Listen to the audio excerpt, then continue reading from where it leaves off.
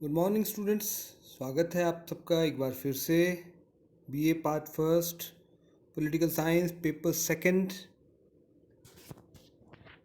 में हम लोग पढ़ रहे हैं मनु और मैं हूं सूर्य प्रकाश शर्मा। आज का हमारा आखिरी टॉपिक है मनु में, वो है परराष्ट्र संबंध। परराष्ट्र माने दूसरे देशों के साथ संबंध, जानते ही हैं। देखिए, कोई भी, जैसे हम लोग समाज में रहते हैं तो हम अन्य मनुष्यों के बीच में रहते हैं, उनके साथ हमारे संबंध होते हैं, उनके साथ आदान प्रदान होते हैं, व्यवहार होता है, लेन देन होता है, अच्छे बुरे संपर्क होते हैं, मैत्रीपूर्ण या शत्रुतापूर्ण संबंध होते हैं।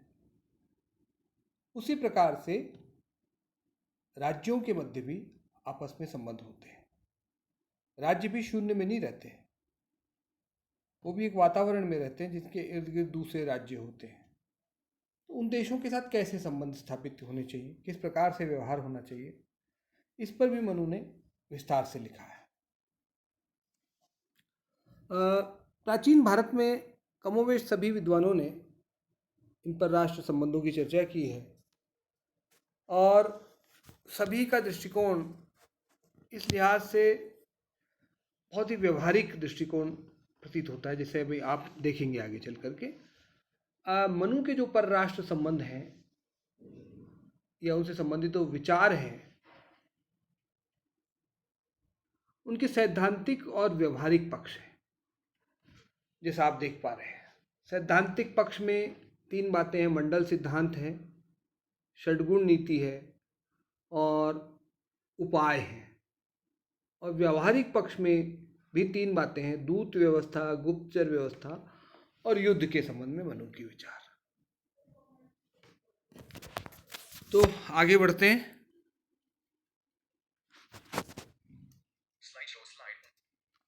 सबसे पहले देखिए मंडल सिद्धांत। मंडल सिद्धांत क्या है? ये शक्ति संतुलन द्वारा राष्ट्रहित सिद्धि का तरीका है। राष्ट्रहित क्या होते हैं? हर देश के अपने कुछ इंटरेस्ट होते हैं, कुछ ये समझिए कि लक्ष्य होते हैं जिनको वो पूरा करना चाहता है। और शक्ति संतुलन क्या है? शक्ति संतुलन का मतलब है दूसरे राज्यों के साथ इस प्रकार से संबंध बनाए जाएं कि कोई जो दूसरे राज्यों के साथ जो पावर का जो बैलेंस है वो बना रहे।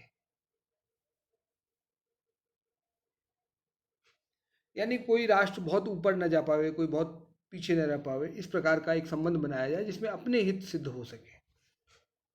दूसरी बात यह है कि मनु ये कहते हैं कि सफल शासक को राज्य मंडल का निर्माण करना चाहिए और शत्रुओं की संख्या को न्यूनतम तथा मित्रों की संख्या को अधिकतम रखने का प्रयास करना चाहिए। जो सफल शासक होता है या जो विजय की इच्छा रखता है, जिसको मनु ने विजिगीषु कहा है, विजय की इच्छा रखने वाला शासक, उसको चाहिए कि वो एक राष्ट्रमंडल का निर्माण करे। और इसका उद्देश्य क्या होगा? मित्रों की संख्या बढ़ाना और शत्रुओं की संख्या कम रखना।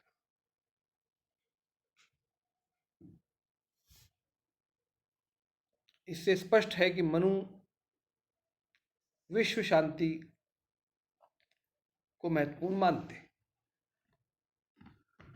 सफलता चाहने वाला शासक, जिसको विजिगीषु कहा गया है, राज्यमंडल का केंद्र होगा। जो राज्यमंडल होगा वो विजिगीषु के इर्द गिर्द बनेगा और इसमें 4 प्रकार के राज्य होंगे: शत्रु, मित्र, मध्यम और उदासीन। शत्रु कौन होगा? मनु के अनुसार जिस राज्य की सीमा विजिगीषु की सीमा से मिलती होगी, यानी पड़ोसी राज्य, वो शत्रु होंगे। देखिए कितना रियलिस्टिक एनालिसिस है उनका, यथार्थवादी विश्लेषण है। क्योंकि हम जानते हैं कि अपने पड़ोसी के साथ कोई ना कोई विवाद होता है। हमारा परिवार में देख लीजिए या पड़ोस में देख लीजिए, आप अपने पड़ोसी से हमारे विवाद होते हैं। नाली को लेकर के विवाद हो सकता है, कचरे को लेकर के विवाद हो सकता है, और किसी तरह के विवाद हो सकते हैं। पड़ोसियों के साथ विवाद होना स्वाभाविक सी बात है। पड़ोसी सबसे महत्वपूर्ण होता है हमारे लिए, लेकिन उसके साथ विवाद भी होते हैं। तो मनु ने कहा कि उसको वो शत्रु राज्य है। और कौन से होगा शत्रु? पड़ोसी के बाद जो होगा वो जो है, क्योंकि वो पड़ोसी का शत्रु होगा। जैसे मान लीजिए, आप उदाहरण ले लीजिए, भारत की सीमा मिलती है पाकिस्तान से, तो पाकिस्तान हो गया हमारा शत्रु राज्य। पाकिस्तान की सीमा मिलती है अफगानिस्तान से। हालांकि सैद्धांतिक तौर पर अफगानिस्तान की सीमा हमसे मिलती है, लेकिन व्यवहार में अब ऐसा नहीं रह गया है, क्योंकि कश्मीर का कुछ हिस्सा पाकिस्तान के पास चला गया है। इसलिए अब व्यवहारिक स्थिति यह है कि भारत की सीमा अफगानिस्तान से नहीं मिलती। वैसे अगर कहीं प्रश्न आता है तो सैद्धांतिक तौर पर हम आज भी मानते हैं कि अफगानिस्तान हमारा निकटवर्ती पड़ोसी है, लेकिन ऐसा नहीं है व्यवहार में। तो अफगानिस्तान आज की स्थिति में अफगानिस्तान और पाकिस्तान के शत्रुता संबंध, पूर्ण संबंध होंगे इस सिद्धांत के अनुसार, क्योंकि वो पड़ोसी हैं आपस में। और भारत, क्योंकि अफगानिस्तान का सीधा पड़ोसी नहीं है, इसलिए वो भारत का मित्र हो जाएगा। शत्रु का शत्रु हमारा मित्र, सीधी सी बात ये है। और इस प्रकार से फिर अफगानिस्तान का जो पड़ोसी होगा वो, क्योंकि अफगानिस्तान का शत्रु होगा यानी हमारे मित्र का शत्रु होगा, तो वो हमारा भी शत्रु हो जाएगा। फिर अफगानिस्तान के शत्रु का जो शत्रु होगा वो अफगानिस्तान का मित्र हो जाएगा, तो हमारा भी मित्र हो जाएगा। तो इस प्रकार से होंगे, पहला अरि, फिर दूसरा मित्र, तीसरा अरि मित्र यानी शत्रु का मित्र यानी हमारा शत्रु, फिर मित्र मित्र यानी मित्र का मित्र यानी हमारा भी मित्र, और फिर अरि मित्र मित्र यानी शत्रु के शत्रु का शत्रु, शत्रु के मित्र का मित्र यानी वो हमारा भी शत्रु हो गया। इस प्रकार से 5 राज्य एक तरफ होंगे, 4 दूसरी तरफ होंगे, कुल मिला के हो गए 5 और 4 9, और एक खुद विजिगीषु 10, और एक होगा मध्यम राज्य। मध्यम राज्य कौन सा होगा? मध्यम राज्य वो होता है जिसकी सीमा शत्रु और मित्र दोनों से मिलती है। हमारे शत्रु और हमारे मित्र दोनों से जिसकी सीमा मिलती हो वो मध्यम श्रेणी का राज्य, क्योंकि उसके बारे में कुछ कभी वो शत्रुतापूर्ण भी हो सकता है, कभी मित्रतापूर्ण हो सकता है, इसलिए मध्यम हो गया। और उदासीन वो होता है जिसकी सीमा न हमारे शत्रु से मिलती है, न हमारे मित्र से मिलती है, किसी से नहीं मिलती, न हमसे मिलती है, तो वो उदासीन, उसको हमारी पॉलिटिक्स से कोई लेना देना नहीं होगा। जैसे जापान बहुत दूर हो गया तो उससे हमारा कोई सीधा सीधा वो नहीं है। इस सिद्धांत के अनुसार आज की परिस्थितियां बदल चुकी हैं। उस समय जब हवाई जहाज नहीं थे, समुद्री यात्राएं भी बहुत नहीं थी, कोई ऐसा विशेष नहीं था उस समय, तो उस समय के हिसाब से जापान उदासीन राज्य हो सकता था हमारे लिए। तो ये 4 प्रकार के राज्य बताए हैं मनु ने, और मनु का कहना है कि कुल मिला के 12 राज्य, 5 शत्रु, 4 मित्र,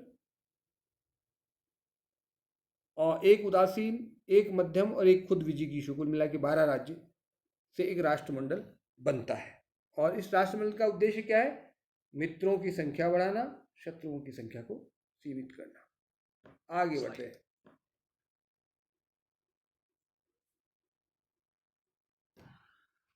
हाँ जी, दूसरा है साहब षड्गुण नीति। एक और ये भी सैद्धांतिक नीति है। षड्गुण, षड माने 6 गुणों वाली नीति। संस्कृत का शब्द है ये, क्योंकि मनुस्मृति संस्कृत में लिखा हुआ है। इसको कहते हैं षड्गुण नीति। इसमें 6 प्रकार की नीतियां बताई हैं राजा के लिए, कि 6 प्रकार की नीतियों को अपना करके राजा दूसरे देशों के साथ संबंध बनाए। पहला संधि। संधि का मतलब क्या है? वर्तमान अथवा भावी लाभ के लिए मैत्री संबंध स्थापित करना दूसरे देशों के साथ, तात्कालिक लाभ को ध्यान में रखते हुए या भावी लाभ को ध्यान में रखते हुए मैत्रीपूर्ण संबंध स्थापित करना, संधि करना। जैसे आपको बताऊं 1971 में जब बांग्लादेश नहीं बना था, उस समय भारत बड़े दबाव में था अंतर्राष्ट्रीय स्तर पर, अमेरिका भी भारत के खिलाफ खड़ा था। ऐसे में पाकिस्तान से युद्ध होने की संभावना थी, चीन हमारा पुराना शत्रु चल ही रहा था। ऐसे में भारत ने सोवियत संघ के साथ 20 वर्षीय मैत्री संधि की,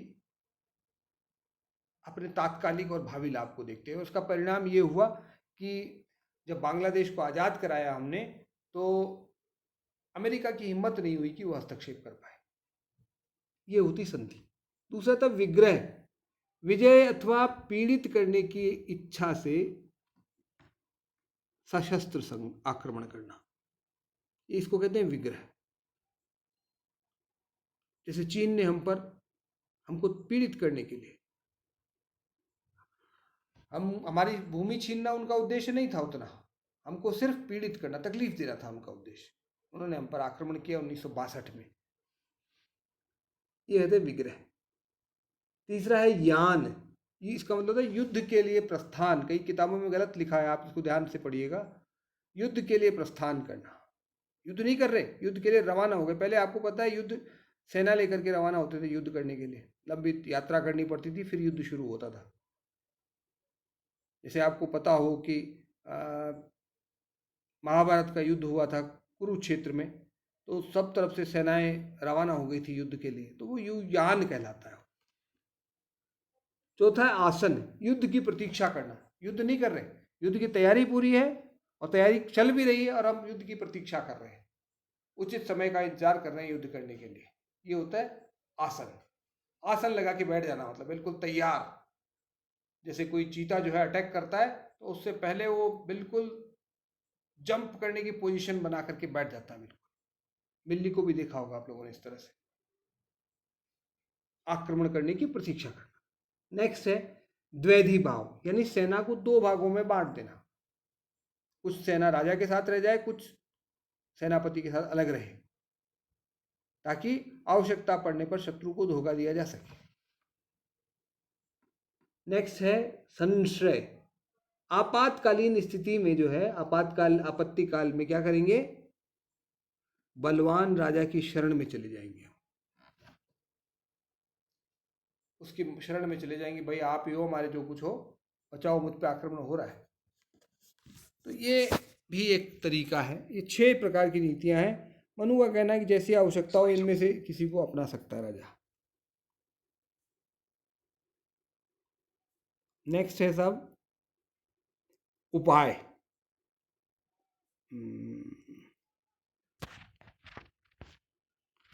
4 उपायों की बात की है मनु ने, साम, दान, भेद और दंड। इसमें दूसरे पे ध्यान दीजिए। आप लोग अक्सर दाम बोलते हैं, हम लोग प्रचलन में ऐसा ही है, लेकिन वो दाम नहीं है, दान है। कई लोग शाम को शाम भी बोलते हैं, शाम नहीं, वो शाम है। बोलचाल में आप लोग शाम दाम बोलते हो, लेकिन वो गलत है, शाम है और दान है, ध्यान रखें। शाम का मतलब प्रशंसा द्वारा कार्य सिद्धि करना। सामने वाले की प्रशंसा करो, अरे आप तो बहुत बहुत बड़े आदमी हो, आपका क्या है, आप ही हो, हमारे तो माई बाप हो, जो कुछ हो, जाके पैर छू लिए, आपने प्रसन्न कर दिया अगले को, उसके दिल में उतर गए यूँ कह लो आप, तो वो आप जो है, आप जो चाहोगे वो कर देगा फिर आपके लिए। तो एक राजा भी इस नीति को अपना सकता है, दूसरे बड़े राजा की तारीफ करे, तो ये जो है कहलाता है साम। साम माने मीठा बोल करके यूँ कह लो आप। दान मतलब कुछ ले दे करके, बड़ा राजा है तो उसको उपहार देते रहो समय समय पर, तो वो आपसे नाराज नहीं हो, आपको तंग नहीं करे। उसका कोई जन्मदिन चल रहा है, उसके कोई बेटे की शादी हो रही है, कुछ और है, उसको उपहार भेज दो ताकि वो प्रसन्न रहे आपसे और जरूरत पड़ने पर आपकी मदद भी करे। दान कहते हैं इसको। फिर है भेद, शत्रु पक्ष में फूट डालना। भेद का मतलब शत्रु पक्ष में फूट डाल देना। और होता है दंड, शक्ति प्रयोग द्वारा दंडित करना, यानी आक्रमण कर देना एक तरह से। ये है 3 जो है पक्ष है, सैद्धांतिक पक्ष के 3 पार्ट हैं। फिर आता है साहब व्यवहारिक पक्ष। व्यवहारिक पक्ष में क्या है? पहले तो दूत व्यवस्था का महत्व तथा दूत की योग्यता का निर्धारण। देखिए, मनु ने दूत व्यवस्था को बहुत आवश्यक माना है। मनु कहते हैं कि एक अच्छा दूत जो है शत्रु को मित्र बना सकता है, मित्र को शत्रु बना सकता है। दूत तो आप जानते ही, हर राजा दूसरे राज्य में दूत भेजता है। आजकल राजदूत होते हैं जो परमानेंट ऑफिस होते हैं। पहले आवश्यकता पड़ने पर दूत भेजे जाते थे, मौके पर भेजे जाते थे, कोई संदेश लेकर के दूत जाता था। जैसे आपने देखा होगा रामायण में एक बार हनुमान जो है दूत बन करके जाते हैं, दोबारा अंगद दूत बन करके जाते हैं। महाभारत में भी श्री कृष्ण जो है पांडवों के दूत बन करके कौरव सभा में जाते हैं। ये दूत होता था। एक अच्छे दूत की भूमिका ये होती है कि वो राजा के लिए अपने हित, राजा के हित में काम करे। और अच्छा दूत वही है जो अपने उद्देश्य में पूर्ण कर सके। उसमें योग्यता क्या होनी चाहिए? वो विद्वान होना चाहिए, बहादुर होना चाहिए, वीर, डरना नहीं चाहिए सामने वाले, क्योंकि सामने वाला आपको दबाने की कोशिश कर सकता है। आपको डरने की आवश्यकता नहीं, निर्भय होना चाहिए। आपका पक्का वो होना चाहिए सेवक, ये कह लीजिए आपके प्रति समर्पित होना चाहिए। ऐसा नहीं हो कि जाकर के कुछ आपके ही भेज दिया हुए हो, संदेश देने के साथ साथ आपकी गुप्त सूचनाएं भी दिया हुआ, ऐसा नहीं होना चाहिए। और उसमें इतनी योग्यता होनी चाहिए कि वो शत्रु पक्ष को अच्छे से समझ सके। दूसरा है गुप्तचर व्यवस्था तथा गुप्तचर के प्रकार। गुप्तचरों की व्यवस्था भी होनी चाहिए। जैसे हमने बताया था, वायु व्रत होता है राजा का, वो गुप्तचर रखता है दूसरे देशों की खोज खबर लेने के लिए, कहाँ क्या चल रहा है, दूसरे राजा के यहाँ क्या समस्याएं हैं, क्या उनके अंदर मतभेद चल रहे हैं, उन सब का पता लगाने के लिए वो गुप्तचर भेजता है। ये कई तरह के होते हैं गुप्तचर भी, जैसे तपस्वी के वेश में, किसान के वेश में, व्यापारी के वेश में, कई तरह के गुप्तचर हो सकते हैं। तीसरी बात, युद्ध के औचित्य को अंतिम उपाय के रूप में स्वीकार किया मनु ने। युद्ध के औचित्य को स्वीकार किया, लेकिन अंतिम उपाय के रूप में। मनु कहते हैं युद्ध तभी करना चाहिए जब आवश्यक हो जाए, क्योंकि युद्ध तो युद्ध है। युद्ध का ऊंट किस करवट बैठेगा ये पहले से डिसाइड नहीं कर सकते आप। इसलिए युद्ध अंतिम विकल्प के रूप में युद्ध को अपनाना चाहिए। सामान्यतया युद्ध से बचना चाहिए राजा को। युद्ध के प्रकार दो बताए हैं उन्होंने, धर्म युद्ध और कूट युद्ध।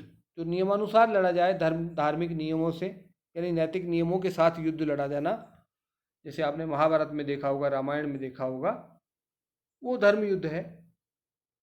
राक्षसों के साथ युद्ध किया था राम ने, लेकिन तब भी उन्होंने सामान्यतया नियमों का पालन किया था। इसी प्रकार महाभारत के युद्ध में भी एक दूसरे के खून के प्यासे थे, लेकिन उन्होंने नियमों का पालन किया, निहत्थे पर वार नहीं किया। सामान्यतया अपवाद हुए हैं, अभिमन्यु को जैसे कह सकते हैं आप, वो अपवाद था। और इसी तरह से इन्होंने भी द्रोण की हत्या की थी, गुरु द्रोण की, तो वो कुछ अपवाद बाद में हो गए थे, लेकिन सामान्यतया वो युद्ध के नियमों से का पालन उन्होंने किया था। युद्ध के नियम भी बताए उन्होंने। युद्ध के नियम क्या, जैसे जहरीले तीर नहीं चलाए जाएं, इसी तरह से निहत्थे पर वार न किया जाए, जो समर्पण करते सैनिक उसकी हत्या न की जाए, जो निर्दोष नागरिक हैं उन पर आक्रमण न किया जाए। ये सारे जो है नियम उन्होंने बताए हैं। अंतिम बात, विजेता शासक द्वारा उदार व्यवहार किया जाना चाहिए विजित राष्ट्र के प्रति। जैसे आप, एक राजा ने दूसरे राज्य को जीत लिया, तो वहाँ की जनता के प्रति उचित व्यवहार, उदार व्यवहार करना चाहिए उनको। वहाँ के जो रीति रिवाज हैं उनको बनाए रखना चाहिए, उनमें छेड़छाड़ नहीं करनी चाहिए। और इसी तरह से वहाँ के जो इष्ट देव हैं उनके प्रति कोई अनादर की भावना प्रदर्शित नहीं करनी चाहिए। ये सब बातें मनु ने बताई हैं। ये है सैद्धांतिक और व्यवहारिक पक्ष विदेश नीति का। अब हम बिल्कुल अंतिम पड़ाव पर हैं, जिसमें कहते हैं मूल्यांकन। और मूल्यांकन में सबसे पहले हम करते हैं आलोचना, मनु के विचारों की आलोचना की बात करते हैं। दो तीन मोटे मोटे बिंदु हैं। पहली बात तो यह है कि दंड नीति या राजनीति के अध्ययन को स्वायत्तता प्रदान नहीं की थी। वो एक धर्म का अंग था, संपूर्ण सामाजिक जीवन के अंग के रूप में राजनीति को मान्यता प्रदान की थी उन्होंने। 12 अध्याय का मनुस्मृति था, उसमें केवल 1 अध्याय राजधर्म या राजनीति से संबंधित था, शेष बाकी अन्य चीजों से संबंधित था। यानी इसका मतलब राजनीति का पृथक अस्तित्व उस समय स्वीकार नहीं किया गया था। दूसरी बात, शूद्रों तथा स्त्रियों के प्रति भेदभावपूर्ण रवैया, इसकी चर्चा हम पहले कर चुके हैं। उसका समर्थन हम नहीं कर सकते किसी भी कीमत पर, वो उचित व्यवहार नहीं था उनका। उचित स्त्रियों के प्रति और शूद्रों के प्रति जो व्यवहार की बात की है मनु ने, वो कतई उचित नहीं ठहराया जा सकता। तीसरा, दंड निर्धारण के आधार भी दोषपूर्ण थे। दंड निर्धारण के संबंध में उन्होंने कहा था भाई अपराधी और अपर जो विक्टिम है, जिसके पीड़ित जो पक्ष है, उसके वर्ण का विचार करना चाहिए दंड निर्धारित करने समय, जिसको उचित नहीं कहा जा सकता। ये न्याय के खिलाफ है, क्योंकि न्याय तो जो है, आपने सुना कि कानून अंधा होता है, वो नहीं देखता अपराध किसने किया, वो अपराध देखता है क्या अपराध किया गया है, किसने किया है, किसके प्रति किया है, ये नहीं देखा जाता। हाँ, ये तो देखते हैं कि अनजाने में हुआ है या जानबूझकर किया है, लेकिन किसने किया है ये नहीं देखते। ये मनु ने देखने की बात कही है जो उचित नहीं कहा जा सकता। अंतिम स्लाइड पे चलते हैं हम, वो है महत्व। देखिए, मनुस्मृति की जैसे आलोचना हमने की है कुछ विचारों की, और भी विचार हो सकते हैं, प्रतिक्रियावादी विचार हैं उनके, जाति व्यवस्था का समर्थन किया उन्होंने, ये कई बातें हो सकती है, हम कह सकते हैं। लेकिन इस सब के बावजूद ऐसा नहीं कि उसका कोई महत्व नहीं है। बहुत सारे महत्वपूर्ण विचार मनुस्मृति में हमको मिलते हैं जिनका आज भी महत्व है। हर विचारक, हर चिंतक की एक पृष्ठभूमि होती है, एक वातावरण होता है जिसमें वो रह करके लिखता है, और उस वातावरण का उस पर प्रभाव पड़ता है। जिस समाज में वो रहता है उस समाज का उस पर प्रभाव होता है, और उस समाज का वो अतिक्रमण नहीं कर पाता कई बार। जैसे उदाहरण की बात करें तो अरस्तु जो है वो दास प्रथा का समर्थन कर देते हैं, क्योंकि उस समय की सामाजिक व्यवस्था का वो अंग था। दास व्यवस्था का अचानक अगर वो विरोध कर देते तो वो समाज में उथल पुथल मच सकती थी। तो कुछ आज हम अरस्तु के विचार को स्वीकार नहीं कर सकते उस विचार को, लेकिन उस समय की परिस्थितियों के हिसाब से हो सकता है उचित विचार रहा हो। इसी प्रकार मनु के बारे में भी कहा जा सकता है कि मनु ने जो कुछ लिखा है वो उस समय की परिस्थितियों के आधार पर था। बाद में परिस्थितियां बदल गई तो बदली हुई परिस्थितियों में वो विचार अप्रासंगिक स्वतः हो जाते हैं, उनकी ज़्यादा चर्चा करने की हमें आवश्यकता नहीं है। हमें तो सिर्फ उनमें से यूँ कहें कि हीरे चुनने, क्या अच्छी चीज़ें उन्होंने कही उसकी बात कर सकते हैं।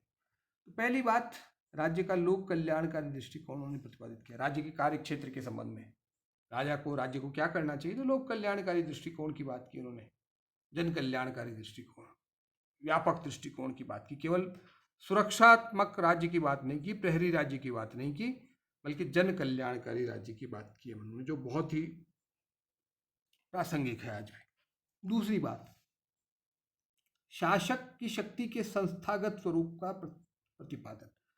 मनु ने यह भी कहा, राजतंत्र का समर्थन किया, हालांकि जनता की शक्ति की बात नहीं की उन्होंने, लेकिन फिर भी उन्होंने जो शासक की शक्ति को शासक की जो है संगठनात्मक शक्ति, संस्थात्मक शक्ति की बात के रूप में देखा। जैसे मंत्री परिषद का प्रावधान कर दिया, न्यायपालिका का प्रावधान कर दिया। तो शासन संबंधी कार्यों में मंत्री परिषद की सलाह लो, न्याय करना हो तो न्यायपालिका के से करवाओ। सामान्यतः राजा का काम तो निरीक्षणात्मक है न्याय के मामले में, और इसी तरह शासन और प्रशासन के संचालन में भी राजा को जो है मंत्रियों के माध्यम से कार्य करना है, सीधे हस्तक्षेप सामान्यतया नहीं करना है, ये मनु ने प्रतिपादित किया। तो यानी राजा की शक्ति निरंकुश नहीं है, संस्थागत शक्ति है। तीसरी बात, शासक पर सैद्धांतिक तथा संस्थागत नियंत्रण का प्रावधान। इसकी चर्चा हम पहले कर चुके हैं, फिर भी थोड़ा सा दोहरा देता हूँ। शासक जो है, मनु का शासक धर्म के अधीन है। धर्म क्या है? नैतिक नियम है एक प्रकार के। राजा धर्म के ऊपर नहीं है, राजा भी धर्म के अधीन है, यानी कानून पहले से बना हुआ है, राजा को उसको केवल लागू करना है। एक बड़ा नियंत्रण है उस पर, सैद्धांतिक नियंत्रण। और संस्थागत नियंत्रण की चर्चा हमने भी बिंदु संख्या 2 में की है, उसको आप यहाँ पर। तीसरा, परराष्ट्र संबंधों का विस्तृत विवेचन।